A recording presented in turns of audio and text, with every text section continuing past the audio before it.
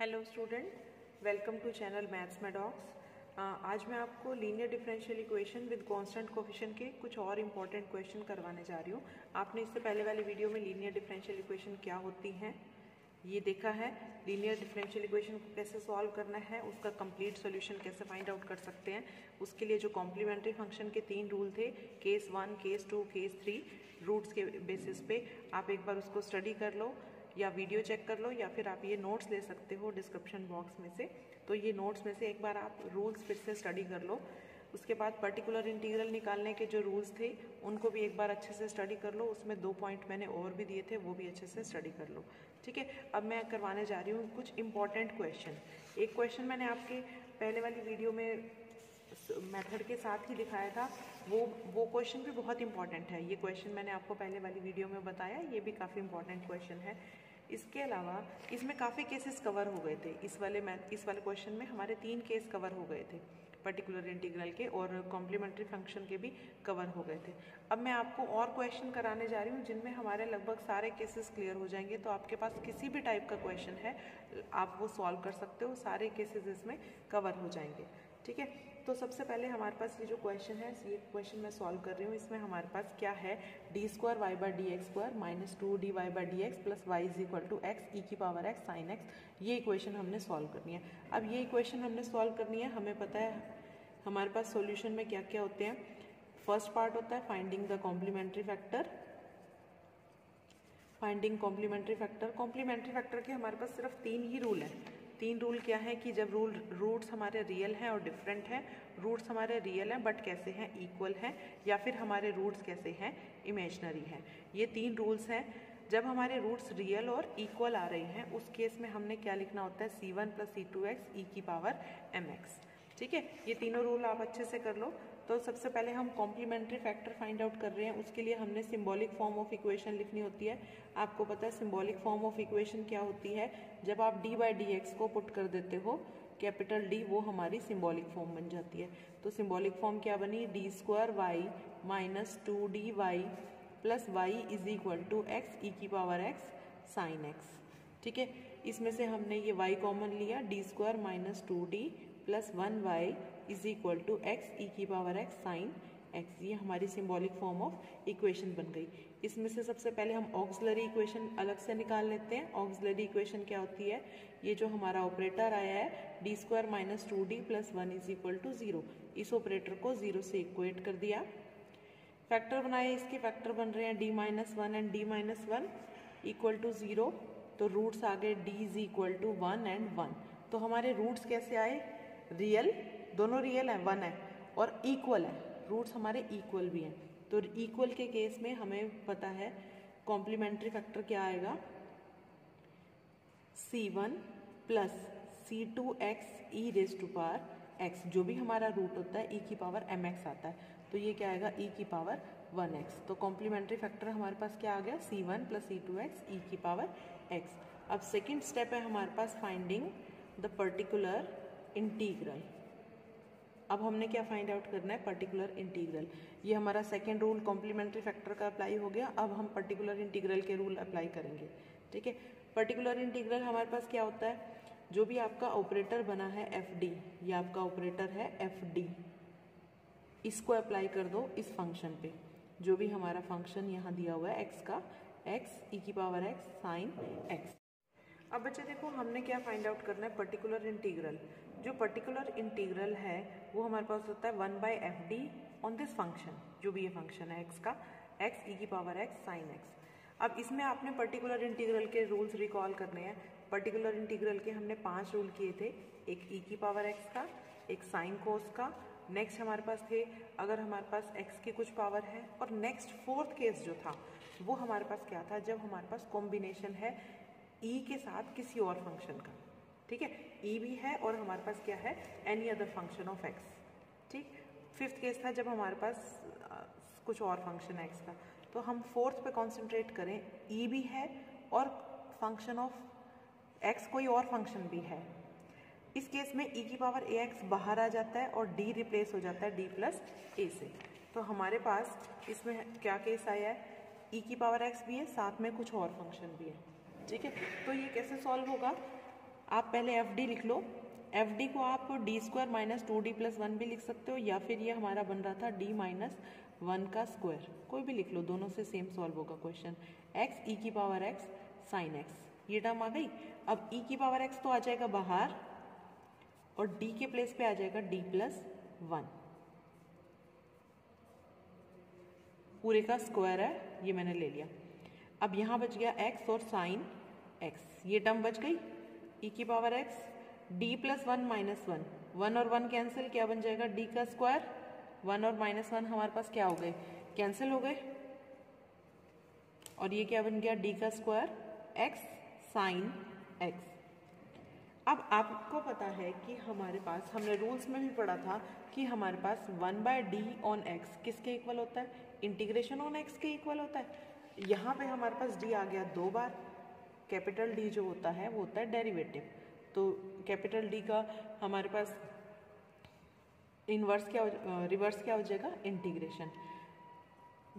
d square है तो दो बार इंटीग्रेशन, एक d हमने यहाँ रखा, एक d से हमने इंटीग्रेशन सॉल्व किया, x साइन x का इंटीग्रेशन। ये इंटीग्रेशन कैसे सॉल्व होगा, ये इंटीग्रेशन सॉल्व होगा बाय पार्ट्स।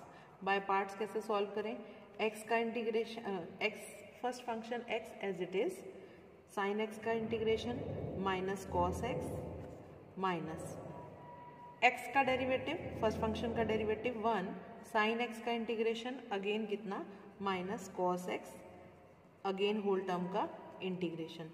ये किसके इक्वल आएगा, माइनस x कॉस x, ये माइनस और ये माइनस, प्लस कॉस x का इंटीग्रेशन साइन x।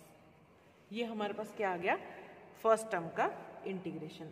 अब हमारे पास क्या है, एक बार और डेरिवेटिव प्रेजेंट है, एक बार और डेरिवेटिव 1/d प्रेजेंट है।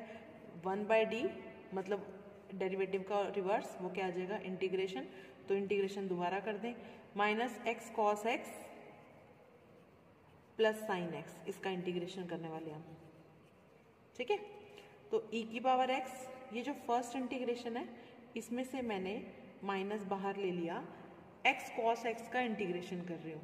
जब मैं x cos x का इंटीग्रेशन कर रही हूँ तो first function x as it is into cos x का integration sine x minus integration of first function का डेरिवेटिव, फर्स्ट फंक्शन का डेरिवेटिव 1, cos x का इंटीग्रेशन अगेन साइन x का इस पूरी टर्म का इंटीग्रेशन, प्लस ये सेकेंड टर्म साइन x का इंटीग्रेशन, ये कितना आ जाएगा, cos माइनस cos x, ये पूरा ब्रैकेट, e की पावर x, ये बन गया माइनस x साइन x, यहाँ माइनस ये बन गया प्लस, बट हमारे पास साइन x का इंटीग्रेशन भी है, साइन x का इंटीग्रेशन क्या आएगा, माइनस cos x, एक ये माइनस, एक माइनस यहाँ से आने वाला है, तो ये क्या बन जाएगा, माइनस, एक ये प्लस और ये माइनस, ये हमारे पास क्या आ गया, e की power x minus x sine x minus cos x, तो सॉल्व होके ये हमारे पास क्या बन गए, minus x sine x minus 2 cos x, ये हमारे पास क्या आ गया, पर्टिकुलर इंटीग्रल। ये कॉम्प्लीमेंट्री फैक्टर आ गया, ये पर्टिकुलर इंटीग्रल आ गया, दोनों को हम कंबाइन कर दें तो वो हमारे पास क्या बन जाएगा, कंप्लीट सॉल्यूशन। ये हमारा कॉम्प्लीमेंट्री फैक्टर, ये हमारा पर्टिकुलर इंटीग्रल को मैं ऐसे लिख लेती हूँ, माइनस बाहर लेके, तो हमारा कंप्लीट सॉल्यूशन क्या बन जाएगा, कंप्लीट सॉल्यूशन होता है complementary factor plus particular integral, y होता है हमारा is equal to complementary factor plus particular integral. तो कंप्लीट सॉल्यूशन हमारे पास आ गया y is equal to, complementary factor था हमारे पास c1 plus c2x e raise to power x plus particular integral क्या आ गया, यहाँ माइनस है तो मैं माइनस की टर्म ले लूँ, माइनस ई की power x sine x plus 2 cos x। Hope ये क्लियर हो गया। यहाँ हमारा पर्टिकुलर इंटीग्रल का फोर्थ केस भी अच्छे से क्लियर हो गया कि हमने e और साथ में कोई कॉम्बिनेशन फंक्शन आ रहा है तो कैसे सॉल्व करना है, ठीक है। अब मैं आपको नेक्स्ट क्वेश्चन करवा रही हूँ, ये मैं आपको सॉल्व दिखा देती हूँ। देखो इसमें भी हमारे काफ़ी केस कवर हो जाएंगे। इसमें हमारे पास क्या केस है, जो हमारा फंक्शन है वो x sin 3x plus cos x, पूरी डिफरेंशियल इक्वेशन है D square minus 1y is equal to x sin 3x plus cos x. जो डिफरेंशियल इक्वेशन है ऑलरेडी सिंबॉलिक फॉर्म में लिखी हुई है। अब सॉल्व करते हैं इसको। सॉल्व करने के लिए सबसे पहले फाइंड आउट करेंगे कॉम्प्लीमेंट्री फैक्टर, फिर फाइंड आउट करेंगे पर्टिकुलर इंटीग्रल। तो अब हमारे पास कॉम्प्लीमेंट्री फैक्टर फाइंड आउट करने के लिए ऑक्सिलरी इक्वेशन लिखें। ऑक्सिलरी इक्वेशन होती है जब हम ऑपरेटर को 0 से इक्वेट कर देते हैं। वो हमारे पास क्या आएगी, d is equal two plus minus 1। तो रूट्स हमारे कैसे आए इस केस में, सेकेंड केस, फर्स्ट केस आ गया ना कि दोनों रूट कैसे हैं, रियल और डिफरेंट। पहले वाले क्वेश्चन में सेकेंड केस आया था, ये हमारा फर्स्ट केस आ गया। रूट हमारे कैसे हैं, रियल और डिफरेंट। तो हर फैक्टर के कॉरस्पॉन्डिंग क्या लिखेंगे, c1 e की power m1x plus c2 e की पावर m2x। तो हमारे पास क्या आ गया, c1 1x plus c1 e की power 1x plus c2 e की पावर माइनस 1x। तो ये हमारा कॉम्प्लीमेंट्री फैक्टर बन गया। अब फाइंड आउट करेंगे पर्टिकुलर इंटीग्रल। देखो पर्टिकुलर इंटीग्रल के लिए ये ऑपरेटर एफ डी अप्लाई हो जाता है इस फंक्शन पे। तो 1/d² माइनस 1 अप्लाई हो गया x sin 3x plus cos x पे। बच्चे देखो इसमें हमारे पास ना एक इम्पॉर्टेंट कॉन्सेप्ट जो आपने याद रखना है, हमें पता है कि हमारे पास e की पावर आयोटा ax ये होता है cos ax plus iota sin ax।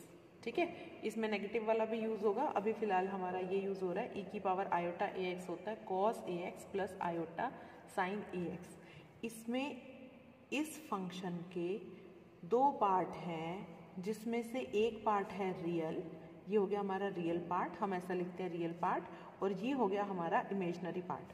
बच्चे आप ध्यान रखोगे जो इमेजनरी पार्ट लिखना होता है उसमें आयोटा साथ नहीं लिखते, due to iota this is imaginary part.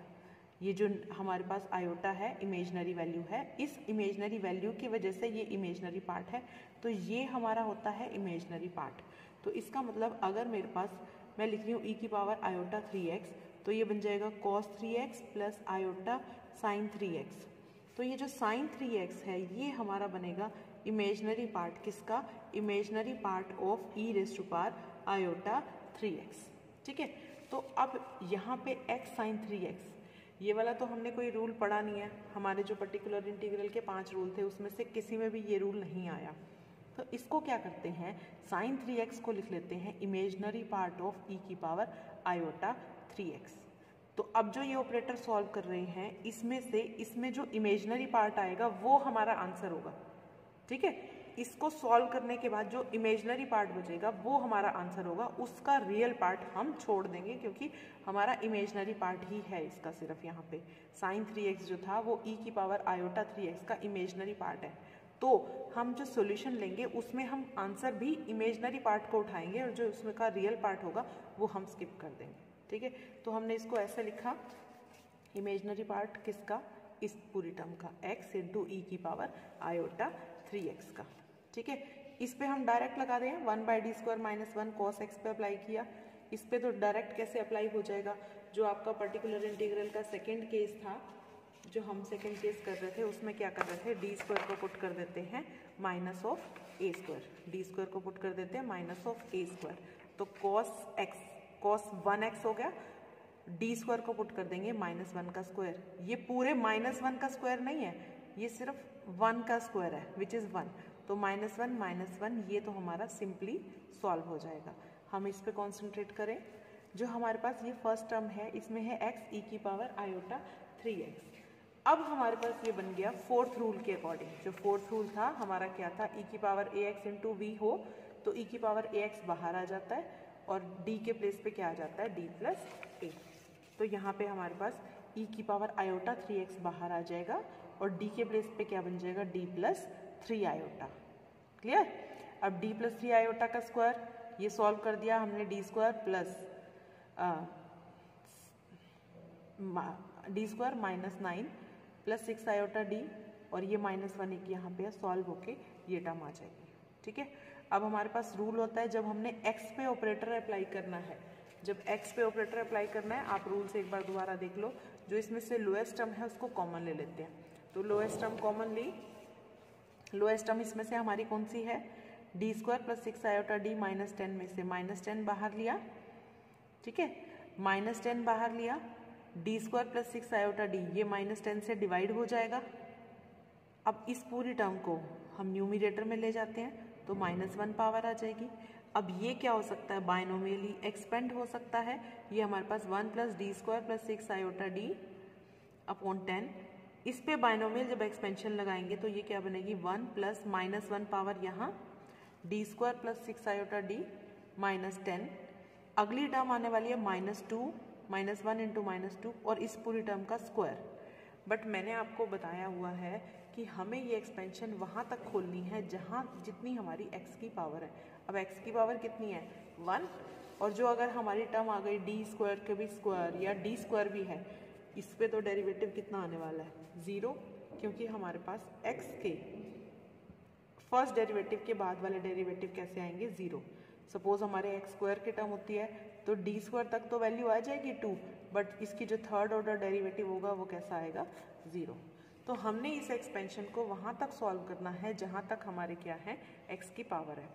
तो इसमें फर्स्ट टर्म आने वाली है d² + 6 iota d की, उससे नेक्स्ट टर्म आने वाली है उसके भी स्क्वायर की, जो हमें चाहिए नहीं, उनकी वैल्यू सबकी क्या आने वाली है, 0। तो वो टर्म हमें नहीं चाहिए, वो हम नहीं रख रहे, ठीक है, नहीं लिख रहे। और इसमें से भी अब d² वाली टर्म भी 0 आने वाली है, इसको भी स्किप कर दिया। तो टर्म हमारे पास क्या बची, 6 iota d अपॉन -10, ये और इसके बाहर यहाँ माइनस भी है, तो ये माइनस और माइनस क्या हो जाने वाला है, 1, और 6/10 क्या होने वाला है, 3/5। अब हमें सिर्फ ये वाली टर्म चाहिए, ये वाली टर्म भी क्या बनने वाली है, 0, d² वाली भी टर्म क्या बनने वाली है, 0, ठीक है। बाकी सारी टर्म हमने स्किप कर दी, तो 1 + 3 iota/5d ये अप्लाई होगा x पे, 1 + 3 iota/5d अप्लाई होगा x पे। तो 1 × x बना x और 3 iota/5d, 3 iota d upon 5 x पे अप्लाई हो रहा है, इसका मतलब d अप्लाई हो गया x पे, मतलब d first derivative of x वो कितना आ जाएगा, 1। तो क्या बन गया, एक तो ये x और एक ये आ गया 3 iota/5 minus cos x upon 2, ये वाली टर्म। क्लियर। मैं एक बार आपको फिर से ये बता देती हूँ, जब हमारे पास ये टर्म थी 1 + -1 d² + 6 iota d अपॉन -10, ये अप्लाई हो रहा था, इसके बाद भी टर्म्स हैं जो ये अप्लाई हो रहा था x पे, ये x इससे मल्टीप्लाई होके ये टर्म आ गई d² ऑन x, इससे के बाद जो d² ऑन x आनी है वो 0 आनी है टर्म, क्योंकि सेकेंड डेरिवेटिव x का कैसा आने वाला है, 0। अब इससे नेक्स्ट टर्म आने वाली है -6 iota अपॉन 10, जो कि बन गया +3 iota/5 d on x, d on x कितना आने वाला है, 1। तो सॉल्व होके ये टर्म हमारे पास क्या आ गई, x + 3 iota अपॉन 5, ये भी हमारे पास क्या आ गया, सेम टर्म -cos x/2। अब बच्चे देखो हमने क्या लिखा हुआ है कि हमने इसका सिर्फ इमेजनरी पार्ट लेना है, सिर्फ हमने क्या लेना है, इमेजनरी पार्ट। तो इमेजनरी पार्ट हमारा क्या आएगा, पहले हम इसको खोल लेते हैं, e की पावर iota3x क्या बनेगा, cos 3x + iota sin 3x, अभी मैंने आपको बताया था, दिस इंटू दिस। इसका हमने सिर्फ इमेजनरी पार्ट आंसर में देना है, रियल पार्ट आंसर में नहीं देना। अब देख लेते हैं इसमें से इमेजनरी टर्म कौन कौन सी आएगी। जब cos 3x x से मल्टीप्लाई हो रहा है वो तो हमारी कैसी आएगी, रियल टर्म आएगी, कहीं आयोटा आया ही नहीं। जब आयोटा sin 3x x से मल्टीप्लाई हो रहा है वो हमारी इमेजनरी टर्म होगी, वो क्या आएगी, iota x sin 3x, iota की वजह से वो इमेजनरी है ना, तो पार्ट हमारा इमेजनरी कितना हो गया, x sin 3x। Same way जब cos 3x हमारा 3 iota अपॉन 5 से मल्टीप्लाई हो रहा है वो भी हमारी इमेजनरी टर्म आ रही है, cos 3x इंटू 3/5, ये भी क्या है, इमेजनरी। मगर जब आयोटा और आयोटा ये मल्टीप्लाई हो रहे हैं, iota sin 3x 3 iota upon 5, ये इमेजनरी टर्म नहीं है, क्योंकि आयोटा स्क्वायर क्या बन जाएगा, -1। तो हमारा इमेजनरी पार्ट कहाँ से आया, एक ये और ये मल्टीप्लाई होने से, प्लस ये और ये मल्टीप्लाई होने से, जो सॉल्व करके हमने यहाँ ये लिख लिया, ठीक है। ये बना -cos x अपॉन 2, -10 भी था, ये मैंने लिख लिया। तो ये हमारा सारा क्या आ गया, सॉल्व होके इमेजनरी पार्ट। सॉल्यूशन हमारा पता है हमें, complementary factor plus particular integral. तो ये हमारा पर्टिकुलर इंटीग्रल, इससे पहले हमने कॉम्प्लीमेंट्री फंक्शन सॉल्व किया है, इन दोनों को हम ऐड कर देते हैं तो हमारा सॉल्यूशन क्या बन जाएगा, c1 e की power x plus c2 e की पावर -x अपॉन प्लस में सारा ये कौन सा, पर्टिकुलर इंटीग्रल। होप ये क्वेश्चन आपको क्लियर हो गया। ठीक है, इस तरह का क्वेश्चन ज़रूर आता है एग्जाम में जहाँ हमें इमेजनरी पार्ट या रियल पार्ट लेके काम करना है। अगर सपोज हमारे पास यहाँ x sin 3x की जगह x cos 3x होता तो हम सारा यहाँ क्या लिखते, रियल पार्ट। चेंज किस में आता, लास्ट क्वेश्चन में चेंज आता, हम ये पार्ट आंसर में ना देके जो पार्ट हमारा रियल आ रहा है वो आंसर में देते हैं। ठीक है, होप दिस इज क्लियर। एक और हम मेथड क्लियर कर, एक और हम देखो बच्चे, जो नेक्स्ट केस कर रहे हैं वो हमारा ऑल टुगेदर डिफरेंट क्वेश्चन है। ठीक है, जो हमने केसेस किए थे पर्टिकुलर इंटीग्रल के, उसमें हमारे पास केस कौन सा था, e की पावर x वाला, साइन कोस वाला। इसके अलावा हमारे पास क्या था, जब हमारे पास x की कुछ पावर में है या कॉम्बिनेशन है। जो फिफ्थ था हमारा, जो फिफ्थ केस था उसमें हमारे पास क्या था, जब हमारा इन चारों से कोई डिफरेंट फंक्शन आ जाए। अब इन चारों से डिफरेंट फंक्शन मतलब कुछ भी आ जाए, सीकेंट, टेंजेंट, कोट, कुछ भी फंक्शन आ जाए, तब हमने कैसे करना है, आपने फैक्टर्स निकाले, एफडी के फैक्टर तो आप रूट्स निकालने के लिए सॉल्व करते ही हो, उन फैक्टर्स के पार्शियल फ्रैक्शन भी निकाल लो। ठीक है, उन पार्शियल फ्रैक्शन को सिंपल एक एक फैक्टर को x पे अप्लाई करते जाओ और कौन सा फॉर्मूला लगा दो, 1/d minus a1x is equal to e की power ax integration x e की पावर माइनस ax dx। ठीक है, यहाँ पे जो भी a है यहाँ a आएगा और इंटीग्रेशन के इनसाइड में आएगा माइनस a। ठीक, अब ये हम कैसे अप्लाई कर रहे हैं, देखो बच्चे पूरा क्वेश्चन सॉल्व करते हैं। ये हमने पहले क्या निकालना होता है, कॉम्प्लीमेंट्री फैक्टर। कॉम्प्लीमेंट्री फैक्टर कैसे निकलेगा, पहले इक्वेशन को सिंबॉलिक फॉर्म में लिखें, D square plus A square Y is equal to secant A X हो गया। तो D square plus A square किसके इक्वल आ गया, 0 के, वो बन गई हमारी ऑक्सिलरी इक्वेशन।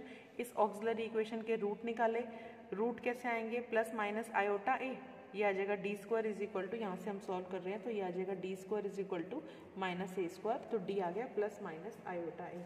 देखो आपका कॉम्प्लीमेंट्री फैक्टर का थर्ड रूल भी इसमें कवर हो रहा है कि हमारे पास जब हमारे इमेजनरी रूट होते हैं तो आंसर कॉम्प्लीमेंट्री फैक्टर क्या आता है, e की power alpha A X c1 cos beta X plus c2 sine beta X factor इसके साथ मल्टीप्लाई में।